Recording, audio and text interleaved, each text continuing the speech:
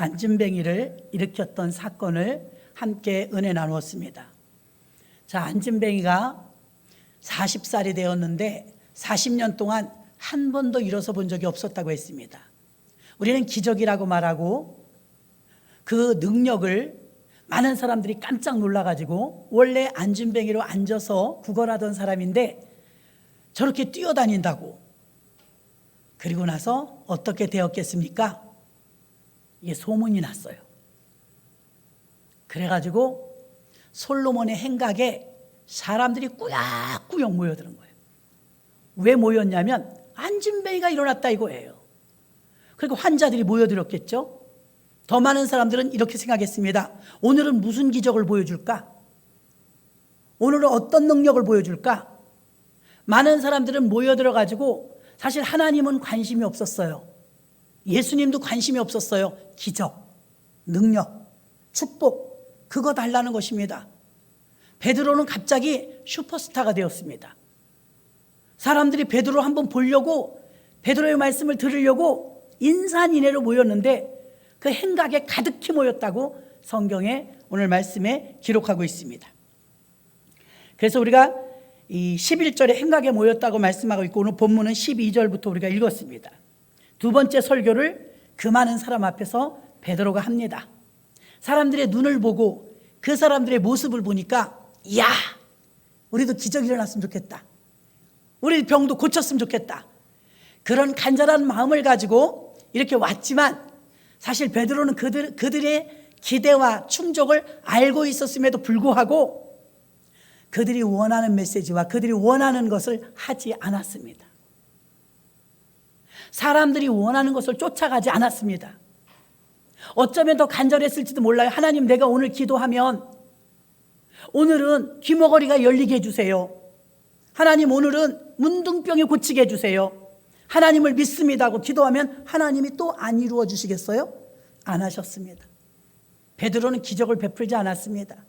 나중에는 베드로가 복음을 증거할 때마다 베드로의 그림자라도 한번 같이 붙어보려고 얼마나 많은 사람들이 모였냐면 베드로의 이 인기는 말도 못했습니다. 오늘 두 번째 메시지를 전하는데 첫 번째 메시지는 뭐였습니까? 예수 그리스도를 너희가 죽였는데 죽인 그 예수가 살아났다. 그 말씀을 증거한 줄로 믿습니다. 근데 오늘은 두 번째 메시지를 전합니다. 12절에서 너희는 왜 나를 주목하느냐?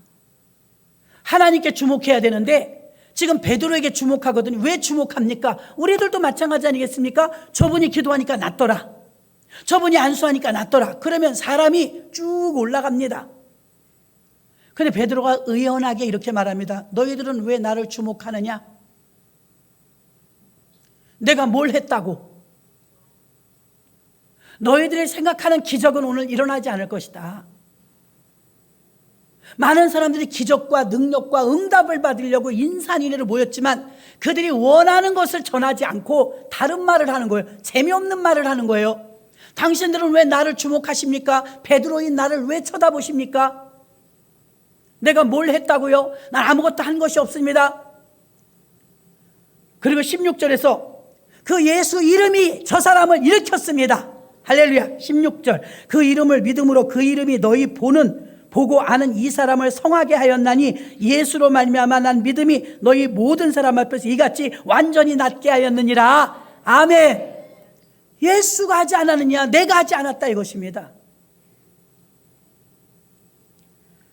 여러분, 그 사람을 통해서 능력이 일어나는 것도 대단한 것이지만 베드로를 통해서 안진뱅이가 일어나는 것도 기적이지만 그걸 의연하게 받아들이며 하나님이 하셨다고 모든 영광을 하나님께 돌리는 능력은 더 대단합니다.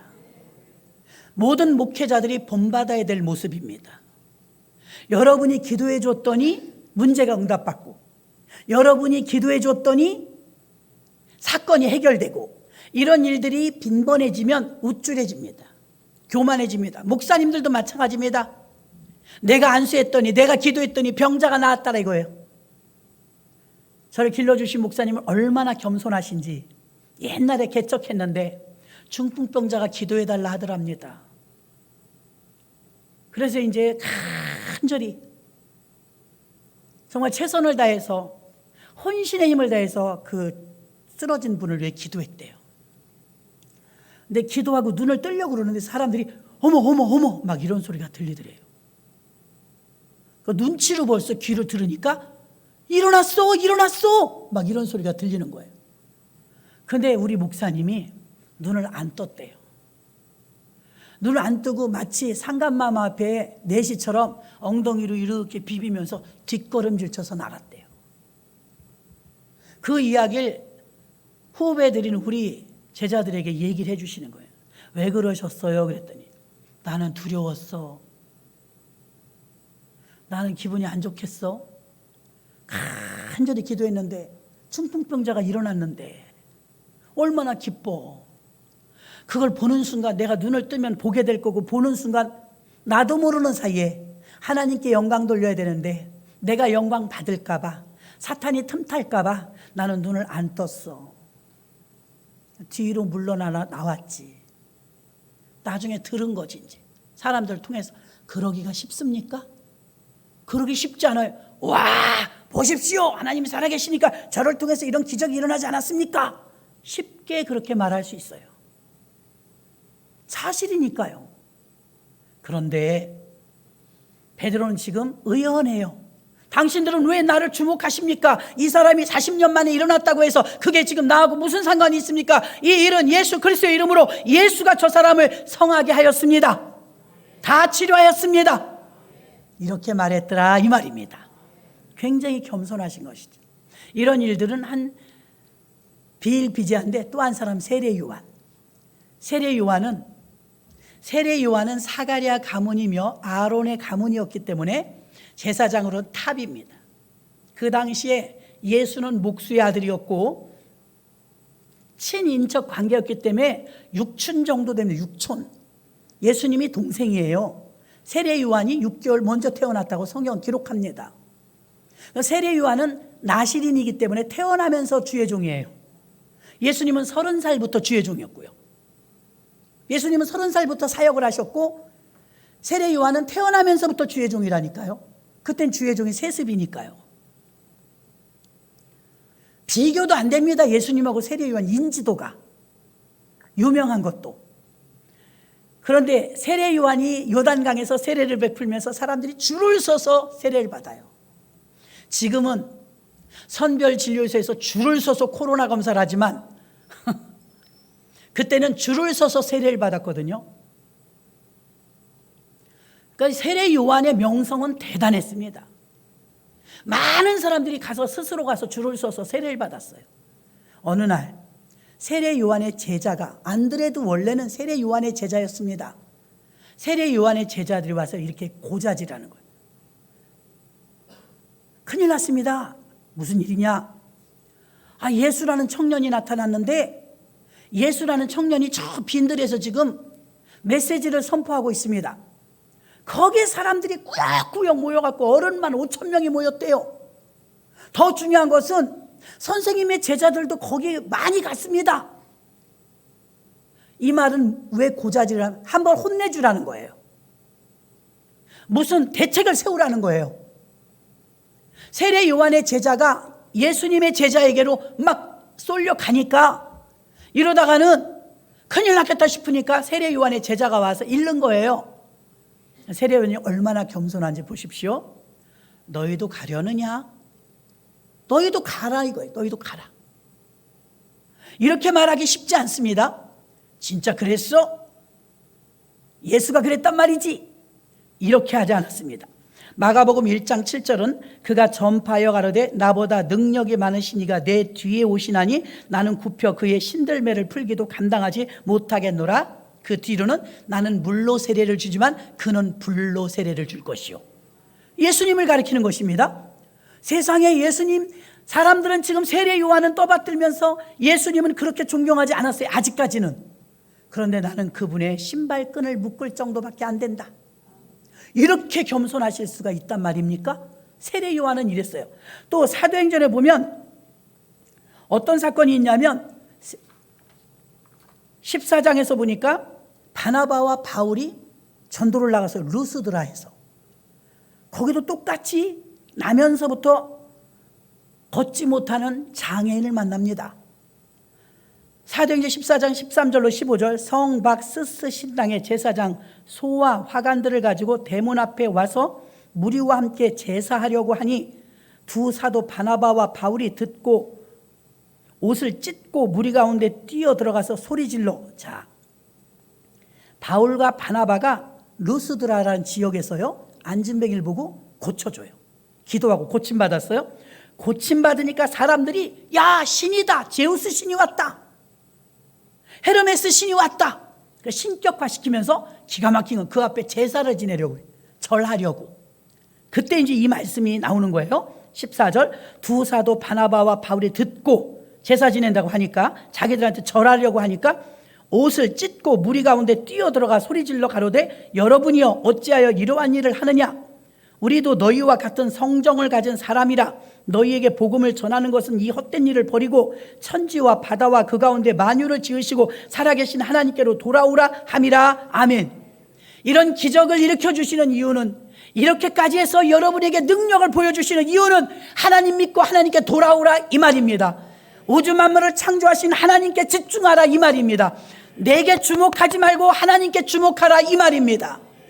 이렇게 훌륭해요. 바나바도, 바울도, 베드로도 그랬고요, 세례 요한도 그랬고요. 그런데 오늘날 우리들은 어떻습니까? 많은 사람은 이렇게 하지 못해요. 보통 사람들은 이렇게 하지 못해요. 내가 과거에 예수를 이렇게 믿었더니, 얼마나 헌신했더니, 밀가루를 톡톡 드렸더니 이렇게 복을 받았다고. 사실은 우리는 우리의 공로를 내세울 때가 굉장히 많아요. 그런데 오늘 바나바나 바울이나 베드로나 세례 요한의 모습을 보면 얼마나 겸손한지 이루 말할 수가 없습니다. 이 사건, 기적이나 능력보다 더 중요한 것은 의미를 살려주는데, 그 의미가 무엇이냐면 바로 하나님께 집중하라 이 말입니다.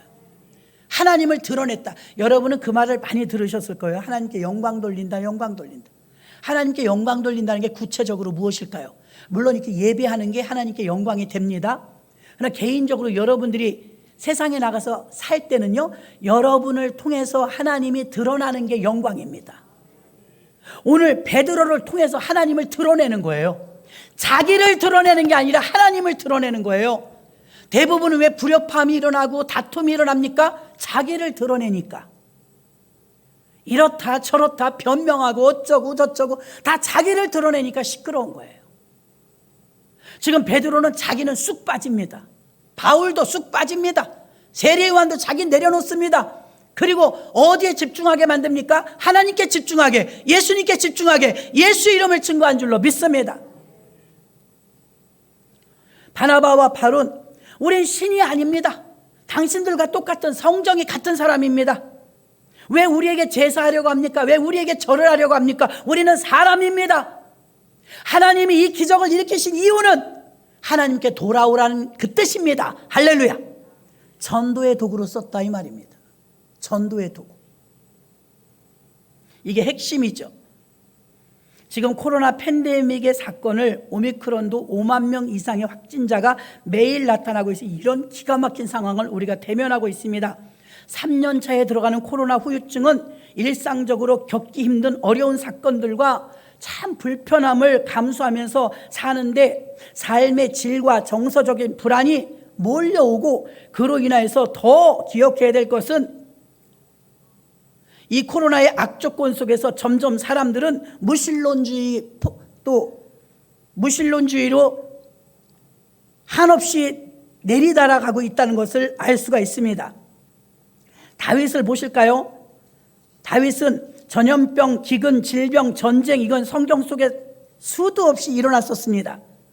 그런데 다윗은 역대상 29장 11절로 12절 보니까 여호와여 광대하심과 권능과 영광이 이김과 위엄이 다 주께 속하였사오니 천지에 있는 것이 다 주의 것이로소이다. 여호와여 주권도 주께 속하였사오니 주는 높으사 만유의 머리심이니라. 부와 귀가 주께로 말미암고 또 주는 만유의 주제가 되사 손에 권세와 능력이 있사오니 모든 자를 크게 하심과 강하게 하심이 주의 손에 있나이다. 아멘. 집중력이 주님이에요. 오직 주님이에요. 여러분, 우리가 잘못하는 것, 이 성경의 인물들과 우리가 다른 모습을 찾아야 될 줄로 믿습니다. 우리는 우리 자존심이 생명의 생명. 자존심, 고집, 아집, 자기 감정이 얼마나 충실한지 모릅니다. 감정 조금만 상해봐요. 기분 조금만 나빠봐요. 다 안 보려고 합니다. 여러분 보십시오. 다윗은요 다 주의 것입니다. 부귀와 영화도 다 주께로부터 왔사오니 모든 것이 주의 것이로소이다. 이게 핵심이라는 것입니다. 모든 것을 하나님이 하시고 모든 것은 하나님과 관계가 있으며 모든 사건을 하나님과 연결지었다 이 말입니다. 그러므로 하나님을 알지 못하면 어떤 문제도 풀지 못하며 하나님을 알면 모든 문제는 풀릴 수가 있습니다. 일반적으로 신학자들이나 지성적인 목사님들이 하나님을 사색적 하나님으로 말하면서 하나님의 궁극적인 실체, 존재의 근거, 원인에 있어서 참으로 안타까운 일들이 이 강단에서 일어나고 있다는 사실입니다. 철학과 이론과 사상과 이념과 과학과 인문학 등등이 어떤 위인들이 서슴없이 강단의 자리, 하나님의 말씀의 자리를 대신하고 있는 현실이라는 것입니다. 왜 교회가 점점 약화되어집니까? 교회들이 점점 왜 힘없어집니까? 강단에서 하나님을 높여야 되는데, 예수님을 높여야 되는데 사람을 높입니다. 철학적, 이념적, 사상과 인문학에 빠질 때가 너무나 많습니다. 여러분 공부로 생명을 얻습니까? 학문으로 생명을 얻습니까? 오늘 하나님의 말씀은 우리가 학문이 아니라 말씀은 생명입니다. 생명입니다. 양식입니다. 그래서 말씀이 우리에게 양식이 되어야 될 줄로 믿습니다. 베드로의 핵심적인 이 말씀은 기적과 사건이 아니고 왜 내게 집중하느냐? 왜 주목하느냐? 이 사건을 일으키신 분은 하나님이시니 여호와께로 돌아오라. 하나님께 집중하라. 베드로의 메시지가 왜 참된 메시지냐? 한국교회가 지금 왜 이 메시지가 약해졌느냐? 사람이 드러나요. 어떤 권력이 드러나요. 강단에서는 하나님이 드러나야 합니다. 십자가가 드러나야 합니다. 그 어떤 것도 굉장히 몽학선생과 같이 얕은 수준인 것입니다. 하나님이 드러나고 하나님이 두각되어지고 예수님이 드러나고 이 일들을 통해서 하나님 영광 받으시는 줄로 믿습니다.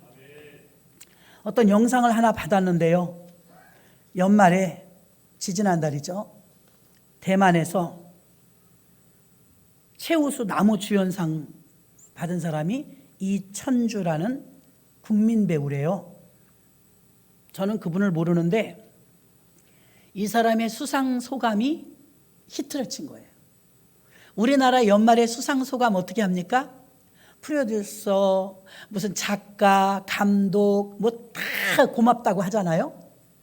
뻔한 수상 소감들을 합니다. 이름들을 막 열거하죠. 다 사람께 영광 돌립니다. 그러다가 믿음이 좀 있는 배우들은 먼저 하나님께 영광 올립니다. 이런 배우도 한국에 많아요. 근데 한국하고 대만은 달라요. 한국은 종교의 자유가 있는 나라. 그러니까 하나님께 영광 돌려도 뭐라 할 수 없어요. 대만은 다릅니다. 불교 국가예요. 거기 예수 믿으면 핍박받는 나라예요. 그런데 대만에서 국민 배우, 인물이 잘난 건 아니었더라고요. 수상소감을 하라니까 나와서 그렇게 말합니다. 하나님이 나를 왜 수만 명이 있는데 나를 이 엄청난 자리에 세우셨을까를 생각해 봤대요. 제가 잘난 건 없습니다. 그러나 나를 이곳에 세우시는 하나님은 무언가 나를 통해서 하실 말씀이 있어서 그러지 않을까요? 이렇게 말해요. 여러분, 뻔한 스토리의 수상소감 말고 오늘은 좀 제가 다른 말 해도 될까요? 그러니까 박수가 막 쳐지더라고요. 하라고. 무슨 말 할지 몰랐던 거죠. 이 사람이 입을 열더니 트로피를 든 채로 하나님께 영광, 하늘에 계신 우리 아버지요, 이름이 거룩히 여김을 받으시오며 나라에 임하옵시며 뜻이 하늘에서 이룬 것 같이 땅에서도 이루어지이다. 나머지는 알잖아요. 길어요 주기도문이 제법. 그 맨 마지막에 영원히 있사옵나이다 그러더니 아멘 이런 거야. 할렐루야. 그러니까 사람들이 아이들 말로 벙치잖아요. 아니 수상소감을 말하라니까 이 불교 국가에서 하나님을 높여? 저는 크리스찬입니다.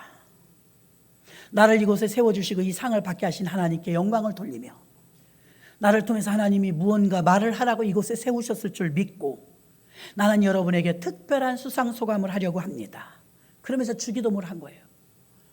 놀라운 사실은 불교 국가인데 왜 저렇게 튀는 거야? 우리나라 같으면 그럴 거 아닙니까? 근데 그 많은 군중이 다 일어나갖고 기립박수를 했대요. 기립박수. 거기까진 좋았어요, 여러분. 거기까지는. 안진뱅이가 일어난 것까진 좋았잖아요. 거기까지 좋았는데 그 뒤에 기자들 얼마나 많았습니까? 언론들 얼마나 많습니까? 비판이 오기 시작하는데 지금 어디서 무슨 짓을 하는 거냐고. 네가 예수 믿으면 너나 믿지. 그런 공공장소에서 어떻게 네가 하나님을 그렇게 높일 수가 있냐고 비판이 말도 못했답니다. 피곤한 일이 생긴 거예요. 그럼 여기서 두 번째, 우린 거기서 주저주저하기 쉽습니다. 지혜롭게 할 걸 그랬나? 내가 너무 심했나? 다음에는 그러지 말아야 되겠다. 지혜롭게 해야 되겠다. 이렇게 생각할지 모릅니다.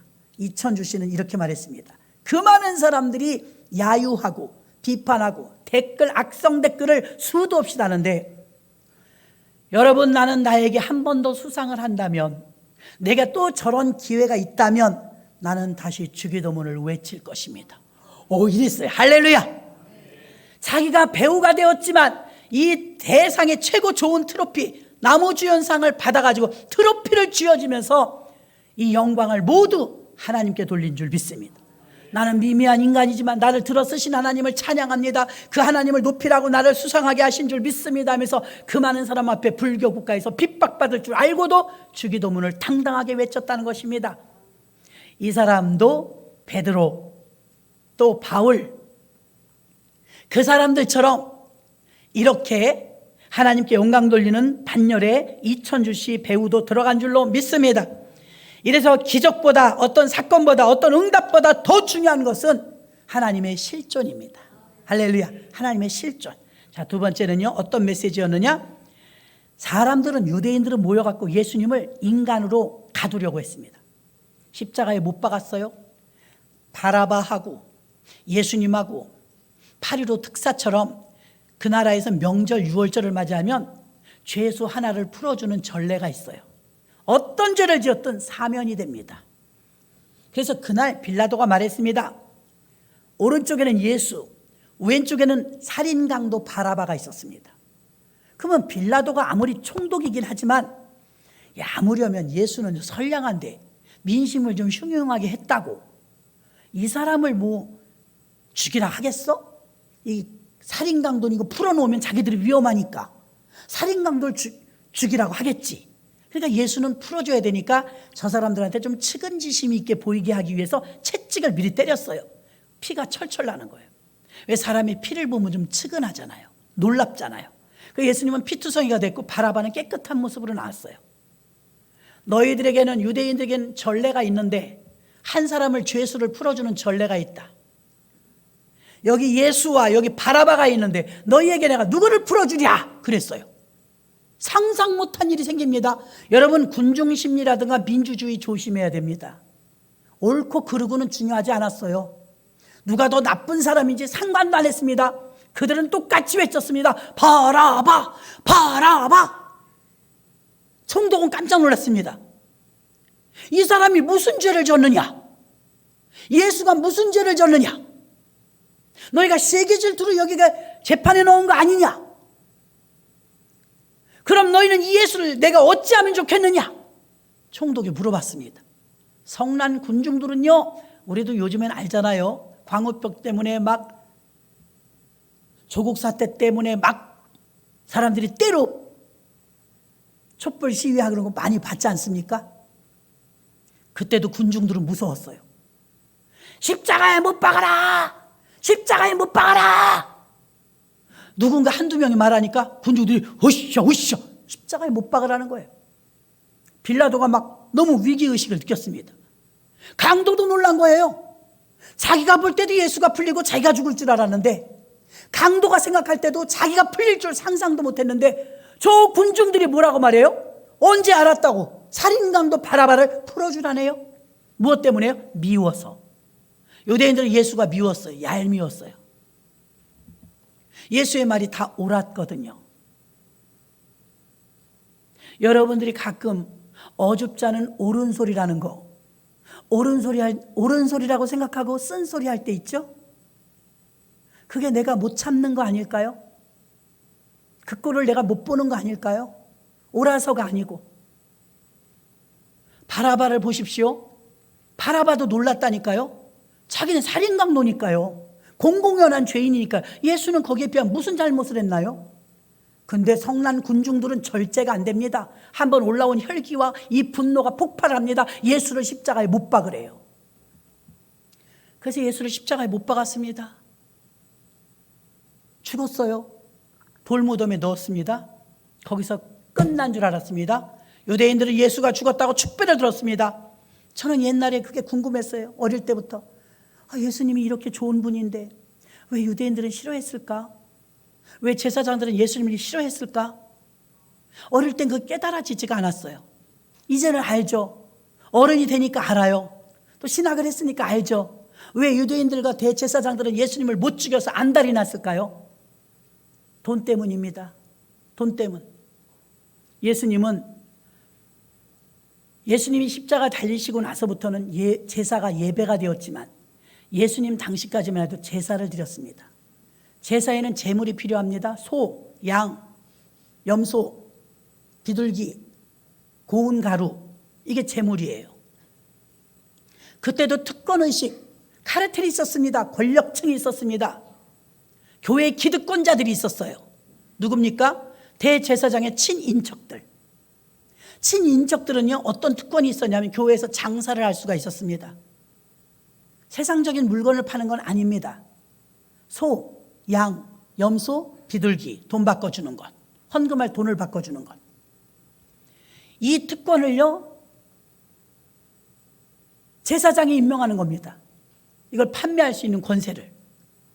거기서 파는 걸 가지고 와서 제사를 드려야 합격을 먹지, 세상에서 사가지고 들어오면 불합격 먹을 때가 많아요. 흠없고 점없는 것이라 해야 되거든요. 그 판권이 어마어마한 거예요. 명절이 되면 말도 못하게 돈이 왔다 갔다 하는 거예요. 그러니까 예수님이 성전에 들어가서 장사하는 자들 들러 엎으시죠. 내 집은 만민이 기도하는 집인데 강도의 구려를 만들었도다. 본질이 없어진 예배, 본질이 없어진 제사를 탓했습니다. 그리고 예수님이 그렇게 미웠죠. 저렇게 자꾸만 바른 말을 하고 다니니까 못 견디는 겁니다. 말인즉슨 맞는데 회개하고 돌아서면 되는데 용납하기가 싫어요. 자존심이 상합니다. 목수 아들인데 하나님의 아들로 생각을 안 합니다. 그래서 내몰고 신성모독죄. 신성모독죄라는 게 로마법에는 없으니까 그 다음에 뭐예요? 반역죄.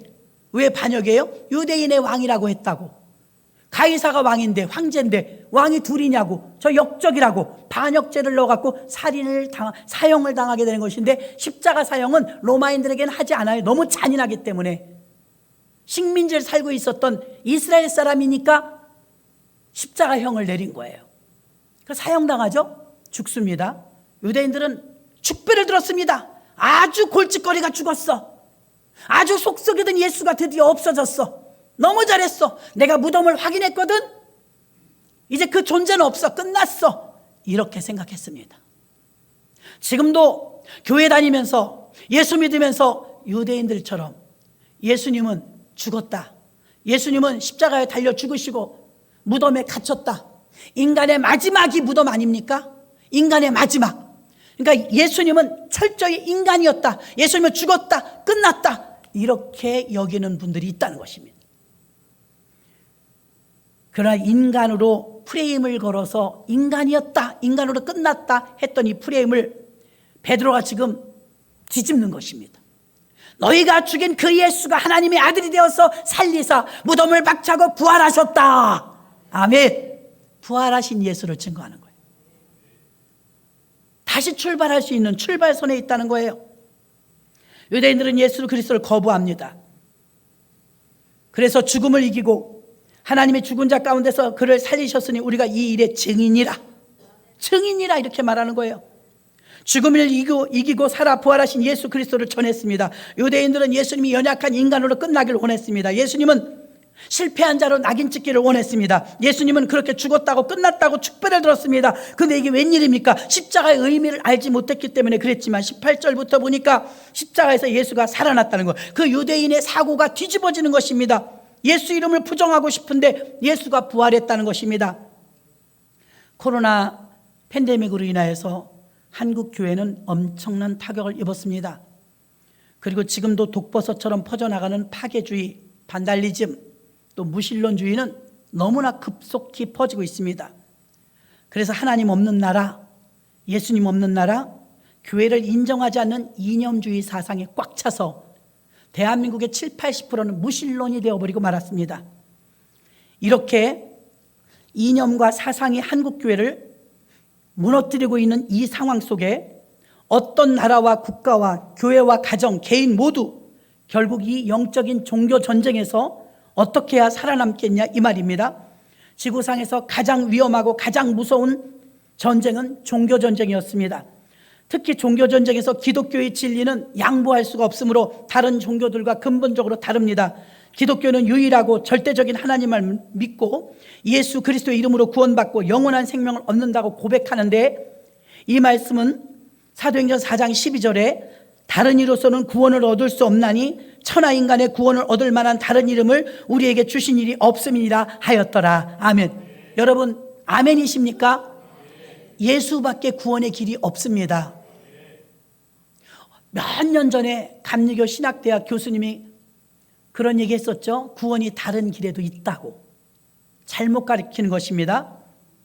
제가 아는 분 중에, 존경하시는 분 중에 구세군 목사님이 한 분 계세요. 지금 은퇴하셨는데 은퇴식을 제가 다녀왔습니다. 그분하고 이제 이런저런 대화들을 나누는데, 한국 기독교회는 뭐 교단도 많이 있지만 구세군 교단은 어떤 교단이냐? 사관학교예요.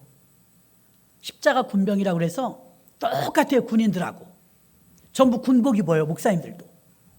그런데 이 사관학교를 나오면 공무원처럼 호봉제도가 돼요. 호봉. 거긴 또 그렇게 한대요.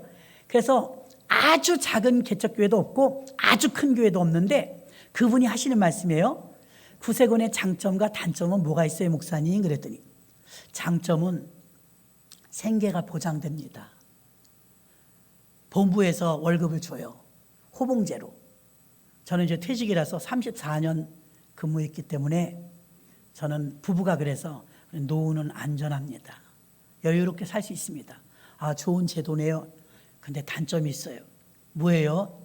장점은 돈 걱정 안 하고 사람 걱정 안 하고 부흥 되든지 안 되든지 별 걱정 안 하고 그냥 복음만 전하면 되니까 그건 장점이라는 거예요. 누구나 원하는 로망 아니겠습니까? 개척교회 목사님들이 임대료 내느라고 얼마나 힘들어하는지 아십니까? 성도들 때문에 울고 불고 난리도 아닙니다. 그런데 구세군엔 참 좋은 제도가 있구나 싶었어요. 자, 그런데 그 다음에 단점을 얘기하는 거예요. 그런데요, 목사님들 대형 교회 중에 구세군 교회 있습니까? 못 본 것 같아요. 또 문 닫는 교회 중에 구세군 교회 있습니까? 못 본 것 같아요. 없어요. 제가 34년을 근속해 보니까 구세군 교회는 크질 못해요. 왜 그렇다고 생각하세요? 절대성이 없어요. 열정도 없어요.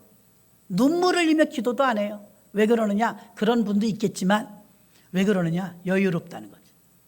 생계가 보장된다는 거죠. 호봉제로 그냥 1년, 2년 지나면 계속 연봉이 올라가서 나중에 연금을 받게 된다는 거죠. 그러니까 막 절대적인 마음을 가지고 막 울고불고 하면서 금식하면서 그렇게까지 안 한다는 거예요. 그래서 구세군에는 유명한 목사님이 별로 없다는 거예요. 큰 교회도 별로 없다는 거예요. 그러니까 제가 지나고 보니까 장단점이 있는 것 같아요.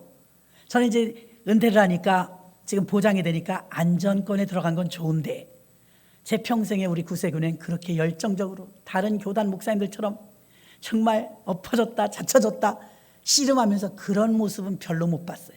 그건 장점인 동시에 단점인 것 같습니다. 아, 그렇군요. 공감을 했습니다. 공감을 했어요, 여러분. 독일도 그렇게 된 거 아닙니까? 종교개혁이 왜 일어났습니까? 정부에서 막 가톨릭 다 월급 주는 거예요. 그래서 굉장히 절정에 올랐을 때는요, 교회 재정이 1년 예산보다 많았대요. 교회가 더 부자인 거예요, 나라보다. 왜? 나라에서 전부 복지까지 책임을 져주니까요. 그러니까 기독교가 타락하기 시작했어요. 점점 타락했어요. 급기야 16세기에 와서는 어떻게 됐습니까? 칼빈을 통해서, 또 쯔빙겔을 통해서, 또 마틴 루터를 통해서 종교 개혁이 일어나지 않았습니까? 저와 여러분이 어떤 안타까운 사연 때문에 절박하고 절규하고 하나님 앞에 매달릴 수밖에 없었고, 이건 큰 은혜인 줄로 믿습니다. 은혜예요.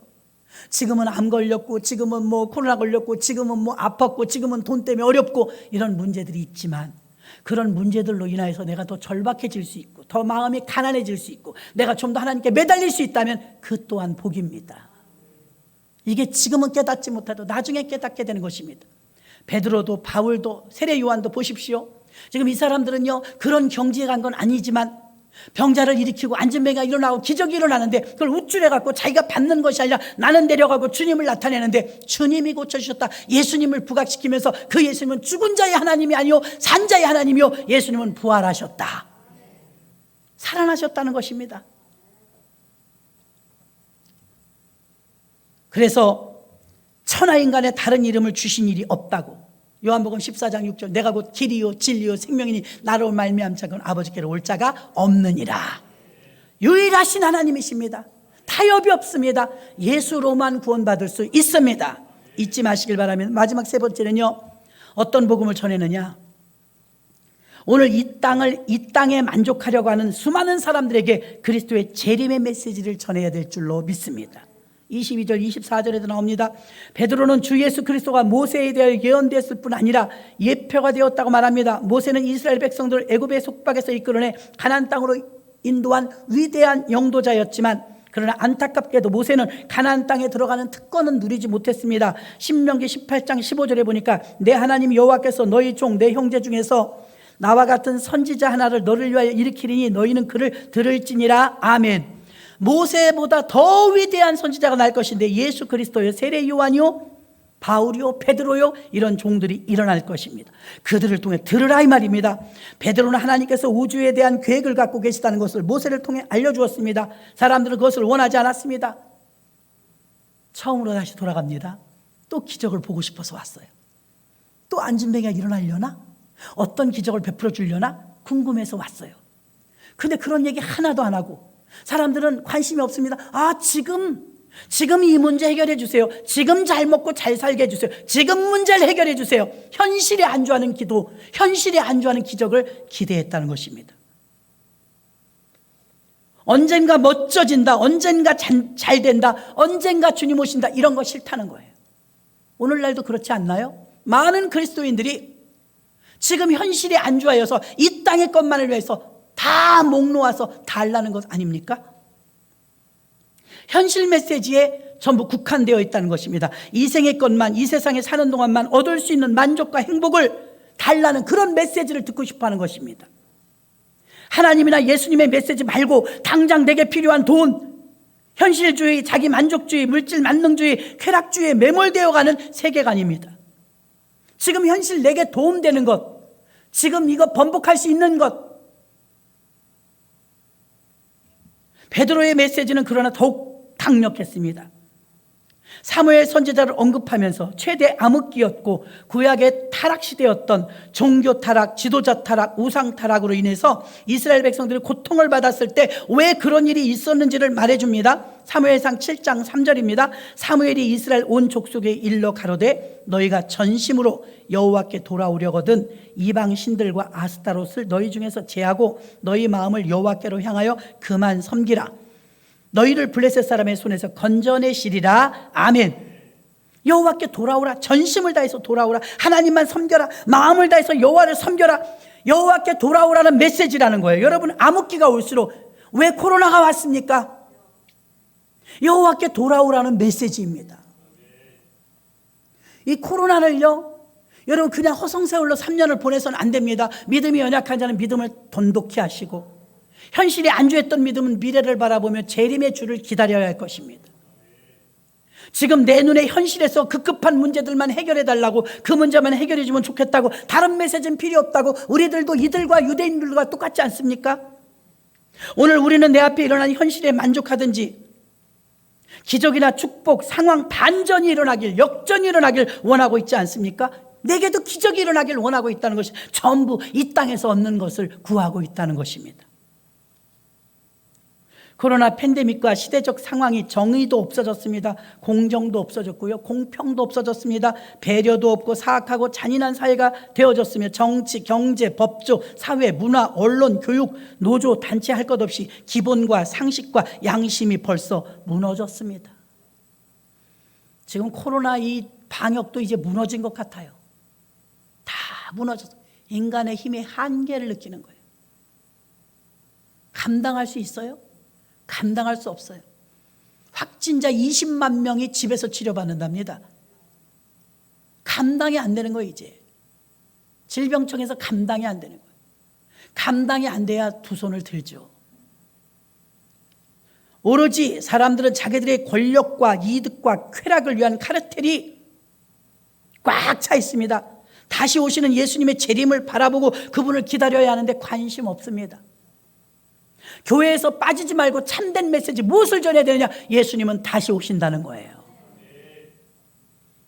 약속을 해놓고 어느 장소에 나가는데 그 사람이 안 오면 시계를 자꾸 쳐다보면서 기다리지 않겠습니까? 예수 믿는 사람은 여러분 이 땅이 다가 아닙니다. 사람들 관심 없지만 주님 오실 날을 기다리는 자의 삶을 살아야 될 줄로 믿습니다. 우리는 사람을 만나면 안녕하세요, 건강하세요, 식사하셨어요 묻고 인사하지만 초대교회들은 인사를 이렇게 했습니다. 마라나타. 마라나타는 무슨 뜻입니까? 아멘 주 예수여 어서 오시옵소서. 그런 뜻입니다. 거듭 사도행전 3장 26절에 하나님이 그 종을 세워 복주시려고 너희에게 먼저 보내사 너희로 하여금 돌이켜 각각 그 악함을 버리게 하셨느니라. 거듭 촉구하는 것입니다. 하나님께로 돌아오라. 회개하라. 아버지께 주목하라. 이 땅이 전부가 아니라 외쳐야 할 거 아닙니까? 이렇게 촉구하고 믿는 자들에게 새로운 날이 올 것이다. 마지막 날이 올 것이고 죄악을 버리고 돌이켜야 될 날 준비되면 주님께서 우리를 데리고 가신다고 하셨기 때문에 종말론적 하나님의 시간 앞에서 증인으로 참여해야 된다 이 말입니다. 성경은 마지막을 이렇게 말합니다. 성경 마지막 장이 22장이죠. 계시록 22장 20절. 이것들을 증거하신 이가 가라사대 내가 진실로 속히 오리라 하시거늘 아멘 주 예수여 오시옵소서. 여러분이 지금 들으시면서 아직 안 돼요. 지금 오시면 안 돼요. 준비가 안 됐어요. 이건 우리의 솔직한 마음일 거예요. 그러나 성령 충만할 때 여러분 생각해 봐요. 빨리 오셨으면 좋겠어요.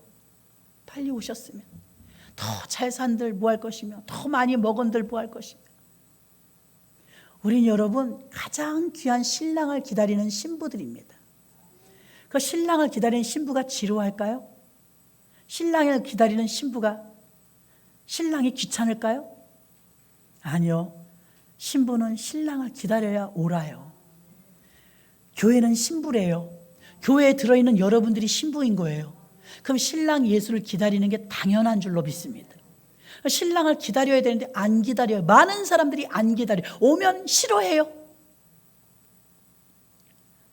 모든 신부된 교회는 신랑 예수를 맞이하기 위해서 등불을 켜고 준비해야 합니다. 잔치할 준비를 해야 합니다. 이 땅이 다가 아닙니다. 이 땅에 심어놓은 것들은 아까워서 롯의 처처럼 뒤돌아보게 될지도 모릅니다. 아이고 아까운 거 저거 두고 가네. 저거 두고 가네. 하나님께 심은 것만 하늘에 쌓입니다. 예배를 드리고 기도를 드리고 헌금을 드리고 믿음을 드리고 전도를 드리고 상급이 하늘에 쌓이는 것입니다. 오늘 말씀을 정리합니다. 사건과 기적과 능력을 보려고 많은 사람이 모였지만 베드로는 쑥 빠지고 하나님께 주목하라고 영광을 하나님께 돌렸습니다. 겸손하지 않으면 이 일을 할 수 없습니다. 하나님의 실존에 대해서 집중하게 만들었습니다. 두 번째는 인간으로 가두기를 원하고 프레임을 씌워서 예수는 인간이다. 그는 무덤에서 죽었다. 그러니 끝났다. 이렇게 원하는 유대인들처럼 베드로는 그들 앞에 당당히 뒤집어 엎었습니다. 예수는 살아나셨다. 예수는 부활하셨다. 예수님의 부활의 실존을 나타냈으며 인간으로 예수님을 가두려고 했던 그들에게 예수님은 살아나셨다고 부활의 증인이 된 줄로 믿습니다. 세 번째로 오늘 이 땅에 만족하려고 사는 많은 사람들에게 예수 믿지만 그럼에도 불구하고 이 땅에서 필요한 것들만을 구하는 모든 그리스도인들에게 분명히 전해져야 될 메시지는 주님은 다시 오신다는 것입니다. 주님이 다시 오실 것을 준비하시는 신부된 저와 여러분 되시기를 주님의 이름으로 축원합니다. 사랑의 주님 감사합니다.